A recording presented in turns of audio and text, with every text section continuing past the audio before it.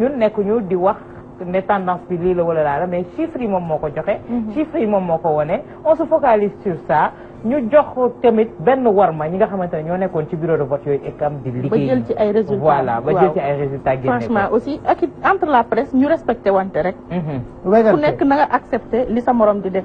ay leçon de morale ak ay leçon de kii yooyu mun na cee ñàkk entre nous. am na ku ma jox leçon de morale ma tontu la. ah parce que yow boo amee sañ-sañ ne diw gañe na man ma am sañ-sañ. ñu ne gañe amu fi. ñoo ngi ay ñenn ñi di wax waxu deuxième tour. waaw léegi te ñeneen ñu mën leen permettre ñu wax waxu premier tour. non dama ne fii. munoo taxaw ne yow diw gañe na. tegoo ko fenn fu leer. génneloo ma benn preuve génneloo ma benn résultat ba pare na ma yow mii amoo droit taxaw ne ballottage am na. mënta nekk. mënta nekk si lan la ñu fiyewu ñoom si la ñu fiyewu ñun te mën nañu fiyewu ci leneen te ñun la ñu fiyewu yaakaar naa ne. en tout cas la wax nañ ne Touba ñi nekk ci terrain bi di la jox ay résultats. mais nee naa leen nee nañ Touba. Idrissa gañe na ko ak Mbacké ak Diourbel. askan bi wàcc nañ ñoom di manifester. gis ñu fa beneen responsable bu manifester. Idrissa lañ fa gis mu manifester. te diaspora bi. diaspora bi ba muy leer Ousmane Sonko nee nañ Sonko gañe na fa lu bare bare bare résultat yëpp quand même gisuñu ñeneen. ñu publier seeni résultat kon dama ne kon nañu waxante dëgg gis nga réew mi dañoo war a moytu benn genre hypocrisie ambivalente bi nga xam ne moo fiy dem. mooy xam ne ngay gis nit ñoo xam ne dañuy jékki ba si yàgg rek di wax ne non c'est-à-dire parce que non lu jot nañ ko teg ci kaw table bi ñu waxtaane ko élection yi kenn moomu ko. kenn gënuñoo bëgg ak ku sa poche ñor voilà kenn gënuñoo bëgg réew mi ñun ñëpp ñoo bëgg réew mi mais nag dañoo fonk suñu askan wi nga xam ne lu ne tegal nañ leen ko ci gàllankoor ñuy tëb mais nu kuy daw 400 mètres di tëb ne nañ dem rek nañ voté rek da nga sa yaram da daan daw boo xamee ne ay xale dañ ma doon woo di wax ne ma grand voté rek ñun daal lu mu voté rek nañu voté rek fu ñu yóbbu baax na ay nit jël ay auto mettre à la disposition sol ci essence ne opération ba ñu waxee opération voté par la force dañoo foogoon le Touba voté opération voté par la force ba xeexoon yooyu la woon ñu yóbbu fa ay takk der yu dul jeex fekk du woon loolu de xam nga lan la woon mooy opération voté par la force boo ñëwee ñu ne la yow doo voté fii ñu ne sant dugal ñu ne la dugal ci oto bi ñu yóbbu la nga voté voté par la force moo indi résultat bi tey fii ci Ndakaaru waay ñun ñii mën nañu am bétange bu ñu gisee ne Macky Sall gañe mi ngi gañe Grand Yoff bam nu mu amee lañ ko waxee ne gis nañ ne Macky Sall daal mi ngi gañe Grand Yoff jaaxal nañu gis nañ Macky Sall mi ngi gañe Derklé mi ngi ñuy jaaxal gis nañ Macky Sall mi ngi gañe Parcelles mi ngi ñuy jaaxal waaye gis nañ tamit ne ma nga perte Thiès ma nga perte Touba ma nga perte Mbacké mi nga perte Diourbel mi ngi perte Ziguinchor perte Bambey mi ngay perte Bambey loolu yëpp nag bu amee dañoo boole ñëpp lañ yemale teg leen fii ñun waxuñu ne Macky Sall gañe na dañ ne li tendance yi joxe voilà bu dee buñ ci sukkandikoo ballottage lañ jëm. ballottage mooy lan deuxième tour. parce que man li ma wax ma ciy dellu si waat sondage yi li mu joxe ni li tendance yi joxe. 40% yi bu ko rombee tamit tuuti lay doon. ci résultat yi 40 bu ko rombee tamit tuuti lay doon. te loolu yàlla na yàlla may ak fekkee ba ñu jaarale lépp ci yoon. encore may woo sunu magistrat yi ne voilà l'occasion rêvée de se réconcilier avec le peuple sénégalais. parce que la perception bi nga xam ne sénégalais am nañ ko ci justice. yéen ñu ko wax. yéen a def acte du colloque sur la magistrature. ñu bëree bëri ñëw fa société civile ñëw fa ay avocats ñëw fa ay droits de l'homme ñëw fa yéen ngeen ñëw fa. ngeen wax ne vraiment suñu justice bi nu muy doxee jaaduwul. amul indépendance yéen doon ko wax. ma dalal Souleymane Téliko mu wax ma ko du benn du ñaar wax lu bëree bëri. ne leen rek ñu ngi leen di xaar ngeen ne comme fi mu nekk nii nag cheville ouvrière élection bi ci yéen la sukkandiku gëm nañ ne magistrat yi ñu am ñoo xam ne dignité leen ñu fonk askanu Sénégal ndax seen taxawaayu président union des magistrats du Sénégal wane na ko kon nag ñu ngi leen di xaar. pour li nga xam ne moo toqee ci PV yi te ngeen dajale ko ñu génne résultat yi sénégalais yi xam ne lii moo tukkee ci élection présidentielle yi ñu génn. carte sur table. carte sur table waaw. mais fi mu nekk mën nañoo jàpp ne kon deuxième tour la ñu jëm fi mu nekk alliance yi ñu nar a gis ñu nar a nemmeeku. man fi mu nekk. romb naa fi mu nekk candidats yi moom carte yi c'est déjà réglé. carte yi moom surtout Issa Sall moom il a acté deuxième tour. te mënumaa jàpp ne discours bi mu wax yëpp. président Macky Sall dina ànd ak Macky Sall. Sonko ça va soit discours am plombé na ko déjà pour benn quelconque alliance Madické wax na ko léegi mu leer ah donc ça va faire peut-être nag léegi nag revient ak président Macky Sall moom mu war a négocier fan la war a mën a jouer ay alliance ak yooyu yëpp mais nag je peux vous dire une chose il est très fort en adversité quand il dos au mur il sait réagir il est très fort en adversité donc te mën na xeex donc loolu yëpp mi ngi ci on va voir Idrissa Seck tamit est-ce que il va essayer sur quelle base la ñuy toog pour def li nga xam ne moo di loolu yëpp mi ngi suñu kanam mais nañu xaar rek l'essentiel tey jii nañ tëddi daal xam ne kenn gañewu fi au premier tour déet doo te déggum noonu Pape ndax dañoo am ay résultats yoo xam ne il paraît que Seneweb ñoo ko publié ne le président Macky Sall est passé avec 54,564%, Idrissa Seck 30,398%, Ousmane Sonko 22%, Issa Sall 4%, Maître Madické 2%. waaw génne leen seen résultat maa ngi fàttaliku Abdoulaye Wade ba mu nekkee ba mu premier tour. 2012. am na site bu ko génneeloon résultat. ah oui. am na site bu ko génneeloon résultat parce que bii moom Seneweb moo ko sourcé. waaw ñoom ñoo ko génne xam nga bon. waaw léegi ñoom. ñoo ko su dee 54% la kon il est passé au premier tour comme ni ñu ko doon waxtaanee boobu ba léegi. dama ne premier tour bu fi am. premier tour non am na lu muy expliqué lu am solo. loo xam ne bëgg na.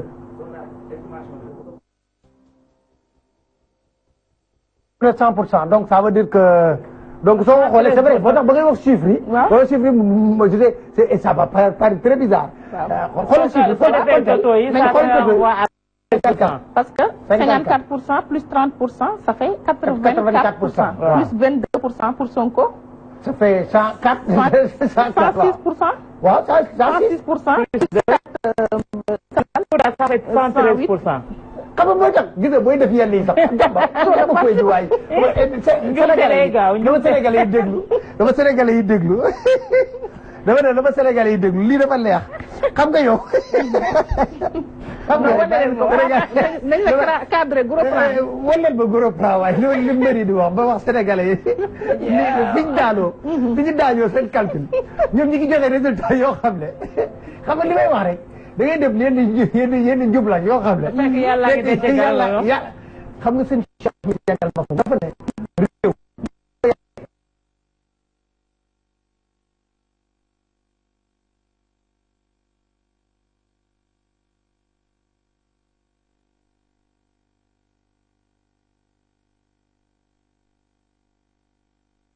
waaw idi 30 boo jëlee 54 plus 30 ñaata la du 84. waaw 84 kon 16% moo ci des pour 100% yi mat. ñu wëlbatiku jox Sonko 22. 22 kon yow dépassé nañ 100 yi. waaw kon ñu ngi ci 108%. Issa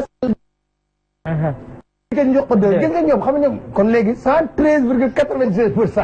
mooy taux de participation bi. xam nga lii lay wax. sur 100. waaw gis nga ñun fi ñu taxaw foofoo wóor. xam nga tax ma ne fu ñu taxaw wóor. ñun pourcentage yu ñu. dañ ne. suñu correspondant yi fi ngeen toog. génn leen ñu toto yi ñu xool. Touba ne boy.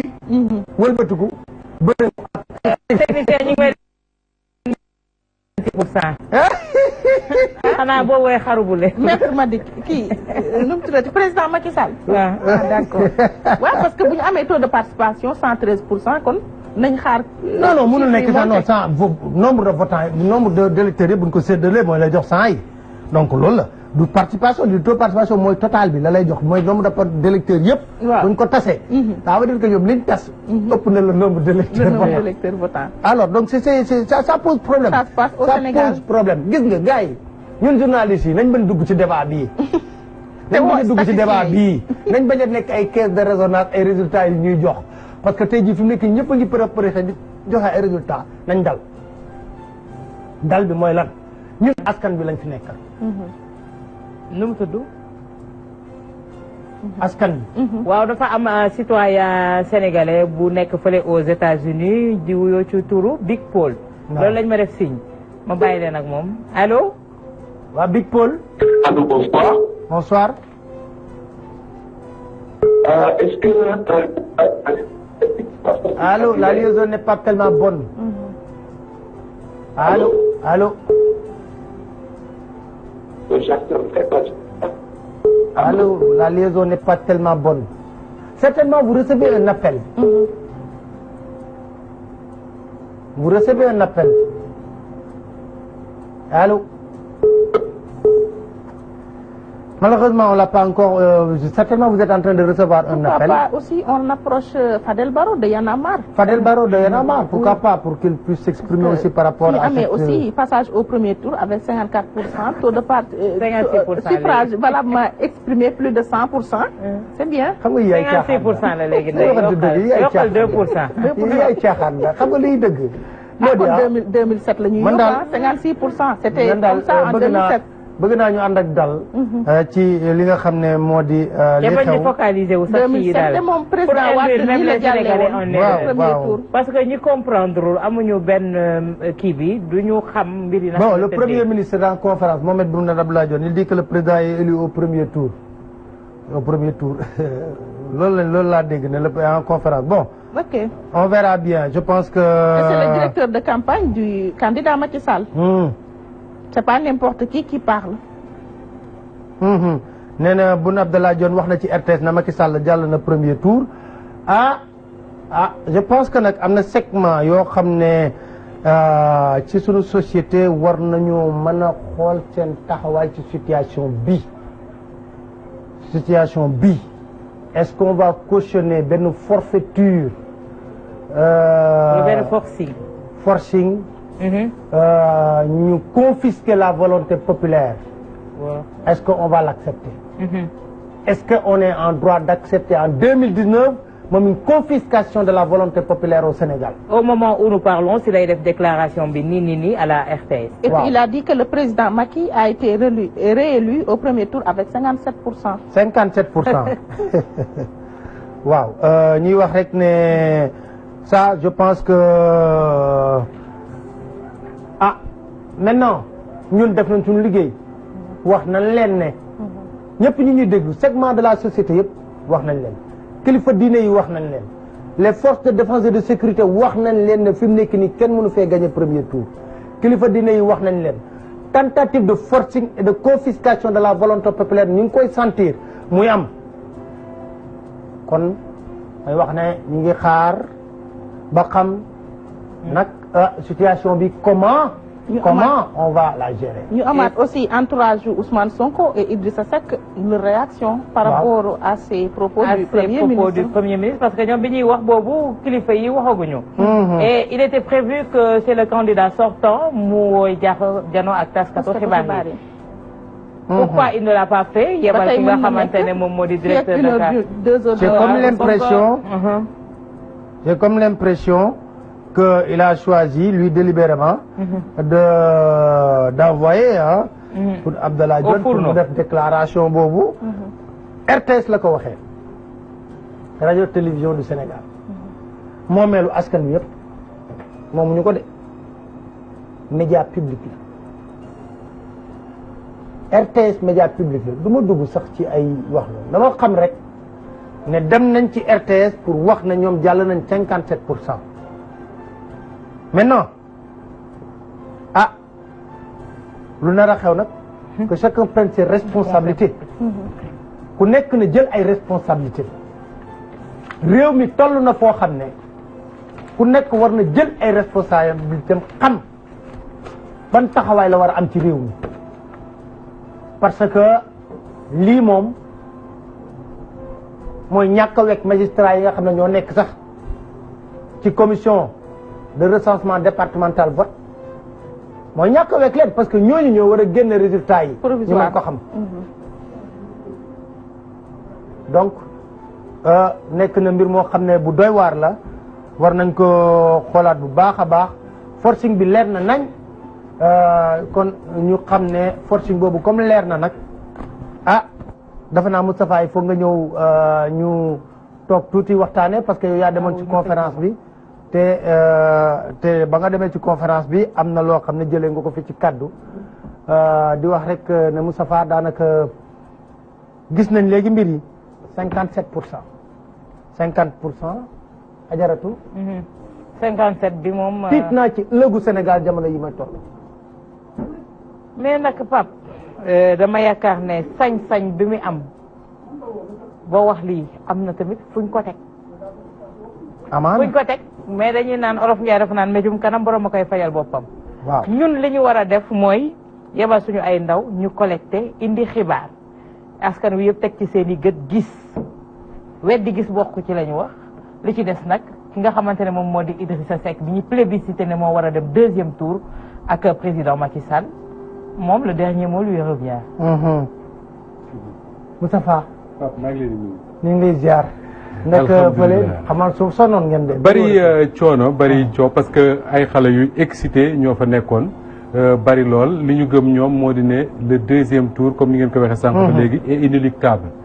alors il faut nag Pape ñu taxaw ci quelques faits. moo di ne depuis des mois déjà.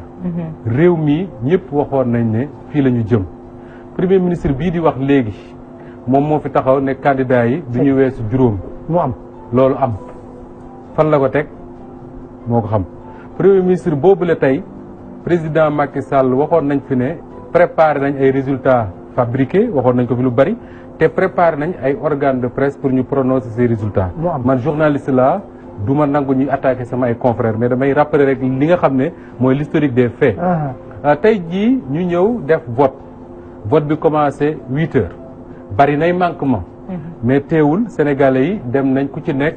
vote ji exprimer say va sa ay souhait ñu ne résultat yi départ na Sénégal am koo xam ne nag nañ waxante dëgg ay bastion la yoo xam ne souvent l'élection se joue dans ces zones là dem ba léegi maa ngi wax fii ne le fichier électoral a beaucoup changé mais changement boobu du expliquer mukk résultat yi ñu dégg Touba ak la ko wër Njaareem résultat yi ñu dégg Thiès résultat yi ñu dégg fii ci Ndakaaru nga xam ne bari na bureau de vote wala centre de vote yoo xam ne candidat Macky Sall moo fa jiite mais boo cumuler voix yi les uns et les autres am da lay leer ne mënu fa am 50%.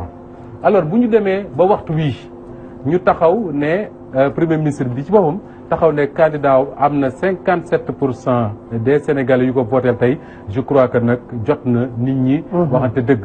et que ñu ci war a wax ci woowuñu kenn ci coow.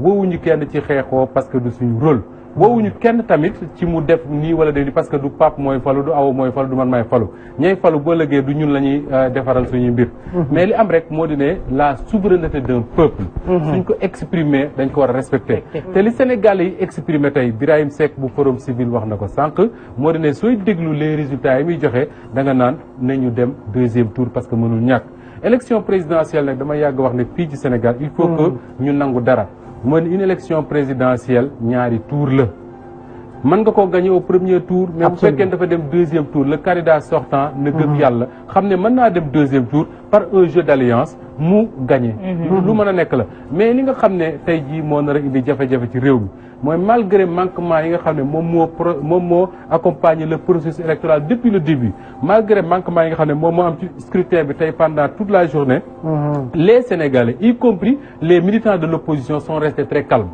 parce que amoon nañ confiance que ni lu mu metti résultats yi dina leen jox dëgg te résultats yi nag wax dëgg yàlla man déglu naa Walfadjri ñuy joxe résultat 18 heures ba léegi déglu naa yeneen rajo ñuy joxe résultat 18 heures ba léegi mais soo xoolee résultats yi observation bu simple danaan la candidat am ci 57% quand même man j'aimerais bien qu'on m'explique alors d'ailleurs dem nañ ci ba sànq rek ñu ngi koy reetaan fii benn site internet boo xam ne dafa joxe des pourcentages ne candidat bi lii la am candidat bi lii la am candidat bi lii la am soo defee cumul li ñu jox candidat bu nekk dafay dépasser de très loin les 100%. donc il y a un sérieux problème qui se pose dans ce pays encore une fois il faudrait que maa ngi lire sànq benn waaye mu ne depuis toujours journalistes yi dañuy joxe ay résultats kenn mën leen ci attaquer et tout mais si les journalistes que nous sommes nous nous limitons à donner les résultats qui sortent des urnes yi ñu affiché ñëpp gis ko sénégalais yu bari taxaw ci bureau yi gisandoo ko ñun je crois que jërul coow jërul xuloo mais nag li nga xam ne aussi mooy lu garaaw